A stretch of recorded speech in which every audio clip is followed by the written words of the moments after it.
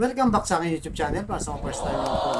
Just click mo na yung Lenny's TV Manila. Anyway guys, wala nang bayad ito, libre lang. Tulong mo na lang din sa kapwa mo. Alright, thank you very much po. So topic natin yung for today's reflection.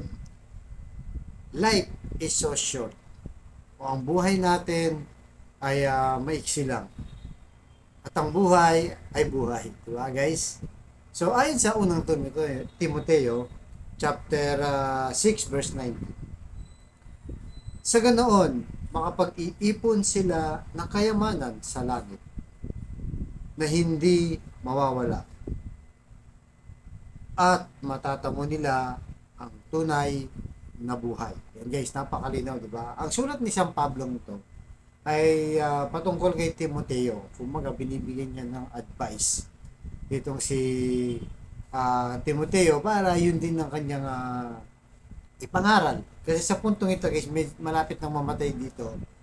May edad na rin itong si San Pablo. Kaya yun ang sinasabi niya kay Timoteo, di ba? Ang tinutukoy rin niya rito ay yung mga taong mayayaman na. Yung ang sabi dito, di ba? Kung makaipon sila ng kayamanan sa langit. So, ibig sabihin, yung mayayaman. Kasi guys, di ba, pagka sinabi mong mayaman, nagsimula tayo sa hirap, tapos medyo mayaman ka, tumataas ang level ng ating buhay, di ba? So dati, limbawa, nagbabike ka lang, tapos medyo umangat ng konti, nagmumotor ka na, umangat pa ng konti, nagkotse ka na, di ba?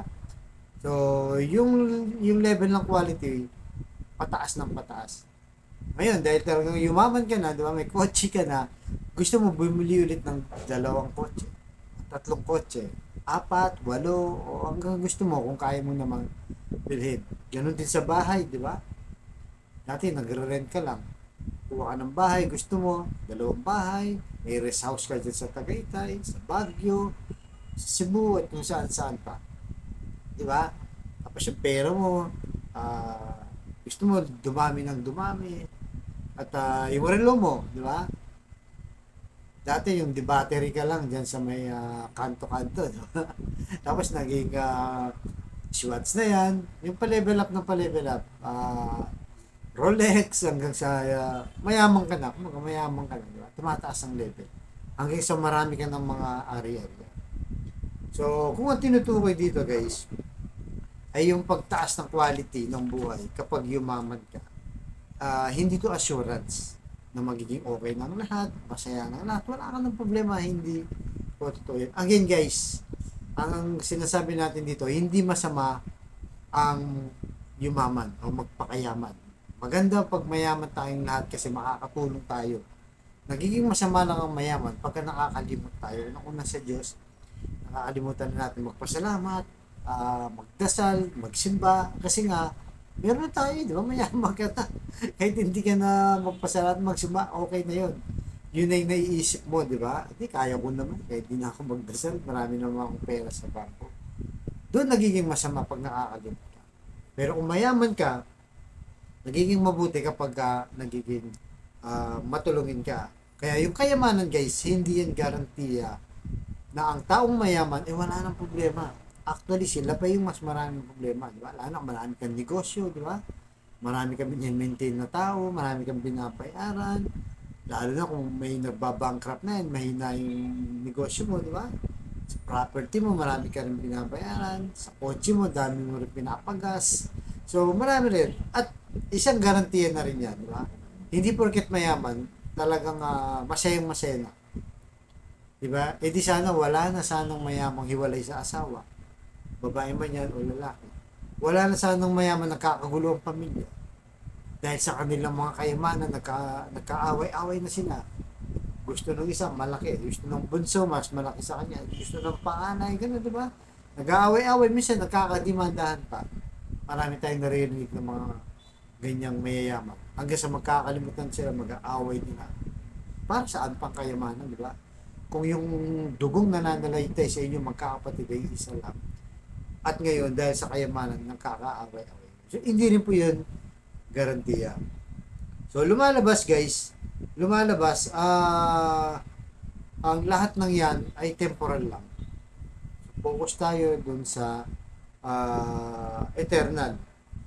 So, ano nga ba yung kayamanang hindi nawawala? Kasi kayamanan, pwedeng one day, di ba, ma-scam ka, mapakrap ka, di ba, malugi yung negosyo mo, o lulukohin ka, iba-iba. Pero ang sinasabing kayamanan dito ay yung pa-emotional o spiritual, kaya yun ang mapagmahal ka, di ba? Pag mapagmahal ka sa kapwa-tao mo, guys, marami rin na magmamahal sa'yo. Nakikita nila nagmamalasakit ka, mamalasakitin ka rin nila. Di ba? Marespeto. Di ba? Nire-respeto mo, lalo na yung mga magulang. Di ba? Lalo sa probinsya, turo sa atin yan, guys, ng mga bata tayo. Yung po at opo, yung huwag sumagot sa mga magulang, di ba? Kilalanin yung estado ng tao, kung ano yan, bawa, mga may posisyon yan sa gobyerno, kaya matanda na lang, mga tito mo, kahit wala yan, irespeto mo pa rin sila. Di ba? At ang mga mabubuting gawa, yan ang mga hindi nanakaw. So, focus tayo, guys. Ibig sabihin dito, hindi masama mag-ipon ng kayamanan dito sa mundo. Pero wag mo lang kalimutan na mag-ipon ng kayamanan sa langit. Na yung sinabi natin na hindi mananakaw at parang nagdideposito ka na sa bangko doon sa langit, guys, di ba? Mahal, matutungin, marespeto, di ba? Pagbigay sa kapwa, lahat ng mabubuting gawa. Pag yan ang nagiging kayamanan mo, ay para ka na rin talaga nagdi-deposit araw-araw na hindi mananakaw at hindi mawawala. Kumbaga, nakasulat on your record honor, sabi nga sa Senado, di ba? Na yung mga ginagawa natin kabutihan. Kaya mas maganda, guys, mas maganda, mabalansin natin. Yung mayaman ka na nagiging maayos ka rin tao, yung mayaman ka rin sa kakaipon sa langit. Parehas po, balansin natin. Mas gusto ni Lord John na masayang buhay natin, maginhawa tayo, dahil kung maginhawa tayo, mas marami pang mga kapwa-tao, mismo kapamilya natin, di ba?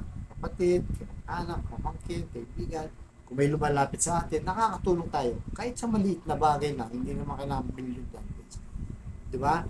So, yun po ang pinakamainam para sa atin. Kaya, yung sabi nga ni San Pablo, sa ganun ay makapag-ipon sila ng kayamanan hindi mawawala. Kaya sa kapatid nating nanonood sa aking vlog, lagi nating pinagdarasal dito, mga healing prayer natin ngayon. Ikaw nanonood sa aking vlog na may matinding karamdaman, problema mo sa pamilya at problema rin sa pamilya. Sabayan mo ko sa napakasimpleng dasal, hindi kayo maniwala at magtiwala, lalong-lalo na kung kayo manampalataya sa ating Panginoong Yesus. Ano man ang iyong kahilingan sa kanyang pangalan ay kanyang ipagkakaloob sa takdang panahon. Tayo po'y manalangin, Lord, i-bless niyo po ang kapatid namin na nanonood sa aking vlog na malubhan na po ang karamdaman. Stage 4 cancer na, Lord.